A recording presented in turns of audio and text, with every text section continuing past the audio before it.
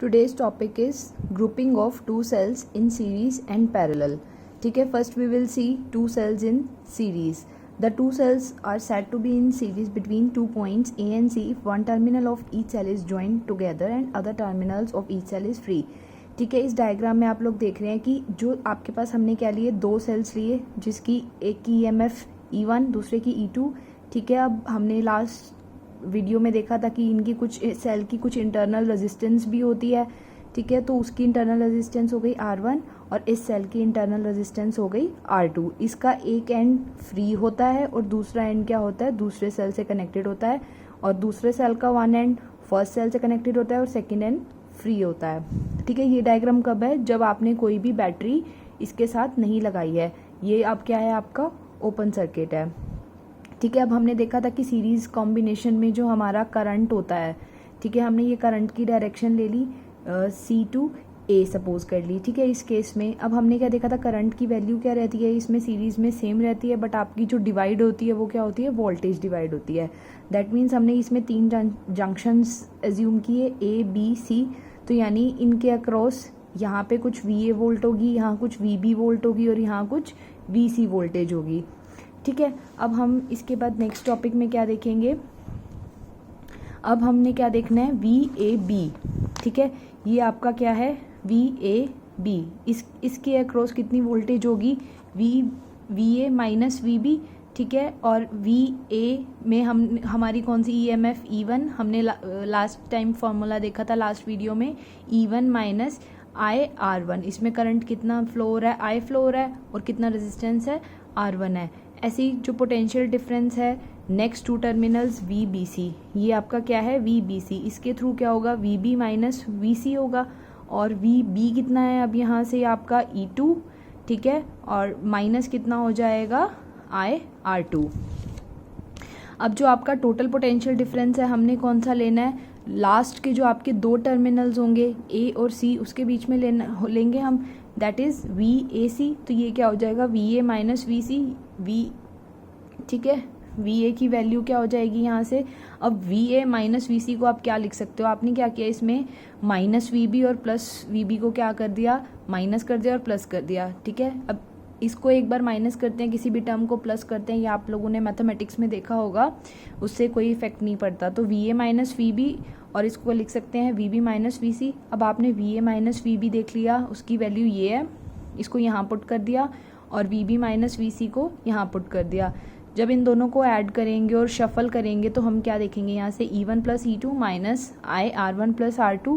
ठीक है, जैसे हमने लास्ट केस में सीरीज कॉम्बिनेशन में देखा, तो E1 प्लस E2 ये क्या हो जाएगी, आपकी इक्विवेलेंट रेजिस्टेंस हो जाएगी, और R1 प्लस R2 क्या हो जाएगी, ये आपकी इक्विवेलेंट EMF हो जाएगी, और ये आपकी इक्विवेलेंट रेजिस्टेंस हो जाएगी. ठीक है, अब क्या करेंगे हम, अब ये तो था जब हमने सिर्फ टू सेल्स लिए, बट अगर इफ़ इन केस हमारे पास 3, 4 या फिर n नंबर ऑफ सेल्स होते हैं, उस केस में जो है हमारी EMF या फिर रेजिस्टेंस की वैल्यू क्या हो जाएगी, n तक, E1 plus E2 up to EN. Similarly जो हमारी इंटरनल रेजिस्टेंस होगी उसकी वैल्यू कहाँ तक जाएगी, R1 R2 से लेके RN तक. ठीक है, अब ये कुछ दो रूल्स हैं, आपको ये रूल्स याद रखने हैं. The equivalent EMF of a series combination of cells is equals to the sum of their individual EMF. हमने क्या देखा, जो इक्विवेलेंट EMF होएगी सीरीज के केस में, वो क्या होएगी, आपका इंडिविजुअल सम होएगी अलग अलग EMFs का. ठीक है, ऐसे ही किसके केस में होगा, इंटरनल रेजिस्टेंस के केस में होएगा. जो आपकी इक्विवेलेंट रेजिस्टेंस होएगी, यानी जो आपकी टोटल रेजिस्टेंस होएगी, वो किसके इक्वल होगी, इंडिविजुअल रेजिस्टेंसेस के n नंबर ऑफ टाइम्स. अब हमें नहीं पता कि n कितना है, n 16 भी हो सकता है, 20 भी हो सकता है, 100 भी हो सकता है, तो हम क्या करेंगे, उसका इंडिविजुअली सम कर देंगे. ठीक है, तो ये आपका फाइनल फार्मूला है. बस आपको E इक्विवेलेंट, अब वो डिपेंड करता है कि आपका n की वैल्यू कहाँ तक जाती है. ठीक है, अब ये तो क्या, ये कौन सा केस था जब हमने क्या किया, इसका पॉजिटिव नेगेटिव, फिर नेगेटिव को हमने किससे कनेक्ट किया था, वापस पॉजिटिव से. अब क्या करते हैं, अगर हम दो नेगेटिव को कनेक्ट कर देते हैं तो हमारी करंट की, ठीक है, डायरेक्शन अब हमारी यही है, C2A है. ठीक है, अब हमने क्या देखा, E2 आपका, E2 के साथ कौन सा साइन आ रहा है, नेगेटिव साइन आ रहा है, तो प्लस की जगह ये क्या हो जाएगा, नेगेटिव हो जाएगा इस केस में.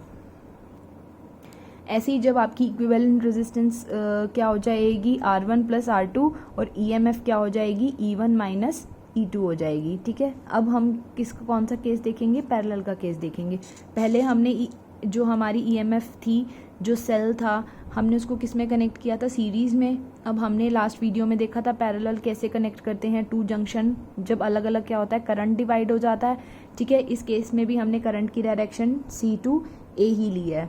ठीक है, अब क्या करेंगे हम, यहाँ से हमने करंट यहाँ गया, अब हमारे पास क्या था, एक सेल ये था, इसकी EMF E1 और इंटरनल रेजिस्टेंस R1।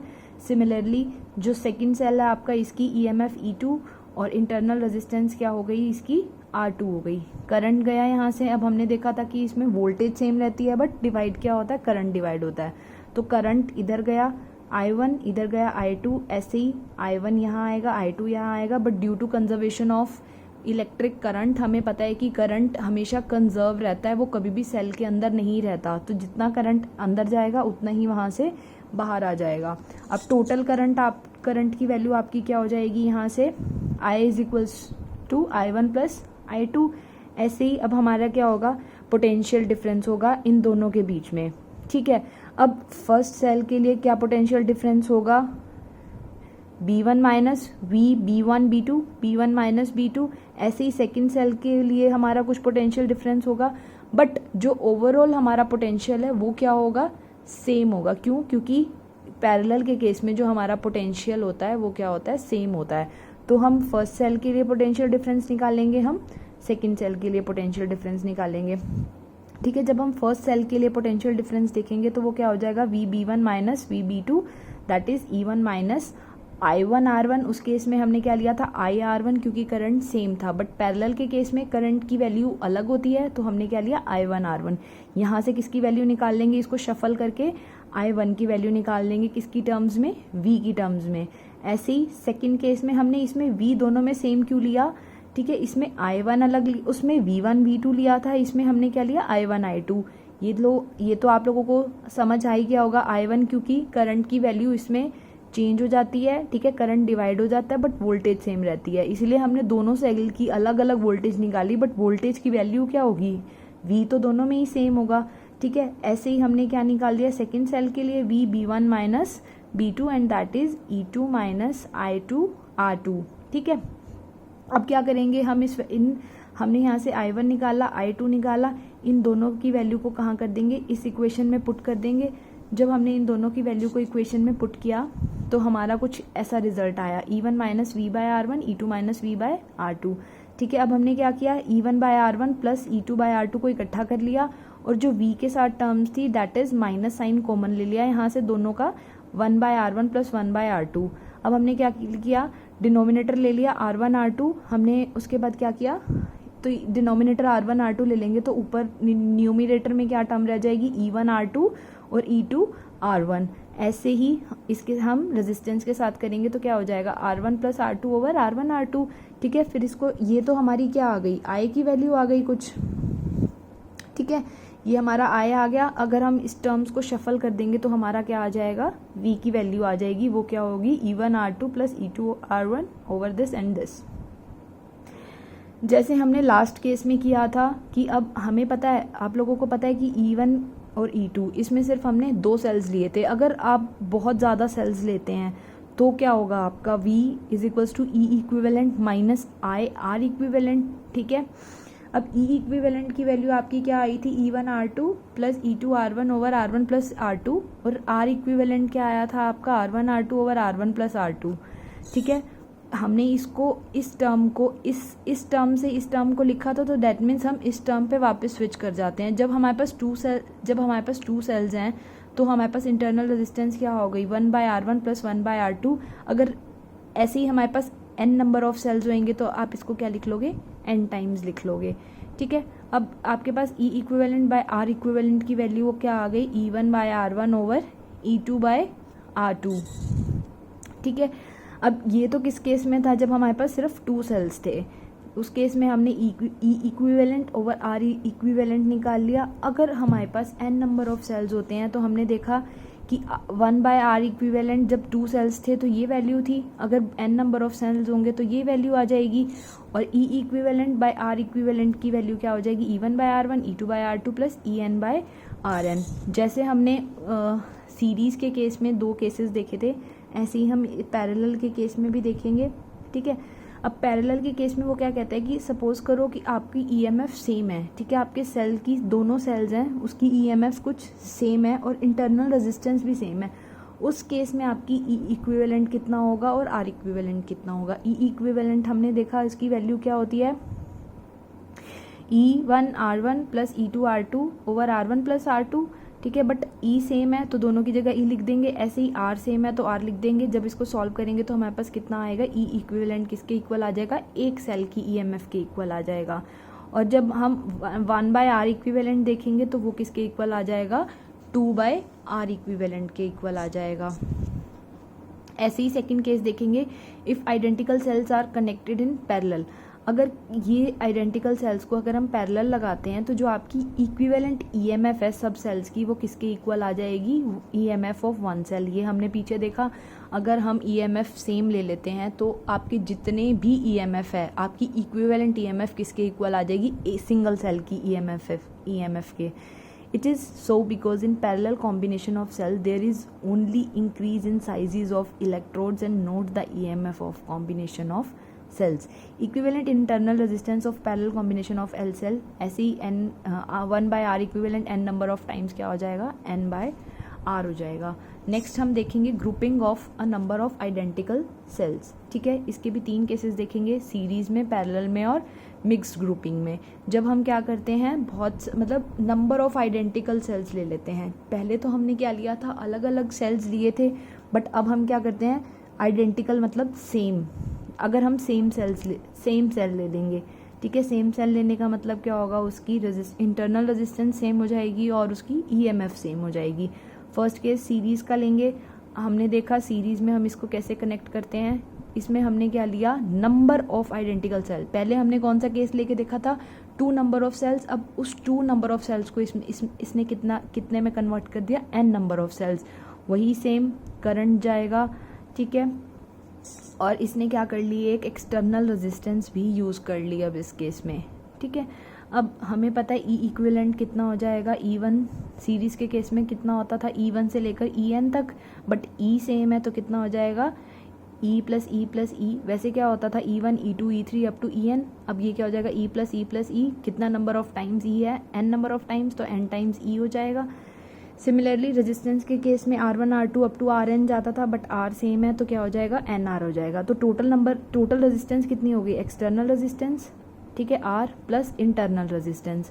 अब आपका करंट की वैल्यू क्या आ जाएगी, I V is equals to क्या होता है, RI होता है, तो I क्या हो जाएगा, V/R। ठीक है, इस केस में V क्या है, आपकी EMF है, टोटल EMF वो कितनी है, NE over NR plus R।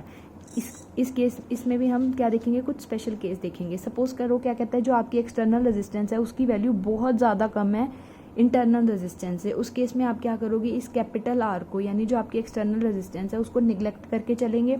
अगर आप इस R को निगलेक्ट कर देंगे इस टर्म में, सपोज करो ये R नहीं है, तो अब आपकी वैल्यू क्या रह गई, यहाँ से NE/NR रह गई। ठीक है, यहाँ से N से N कट जाएगा तो करंट कितना आ गया, सिंपली E/R आ गया। अब जो ये करंट है इस एक्सटर्नल रजिस्टर में वो क्या होगा, सेम हो जाएगा जो सिंगल सेल से हुआ मिला है आपको।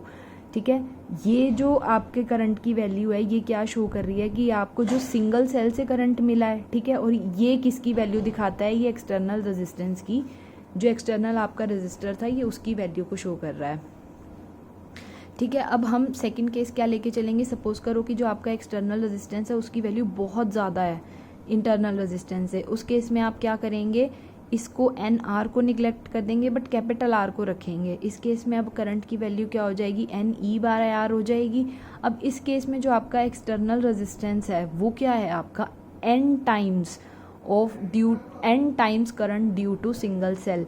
जो सिंगल सेल में करंट आया है उसका N नंबर ऑफ टाइम। ठीक है, अच्छा, अब इन दोनों केसेस से आपने क्या देखा, अगर आपको मैक्सिमम करंट चाहिए तो कौन सा केस होगा, फर्स्ट या सेकंड।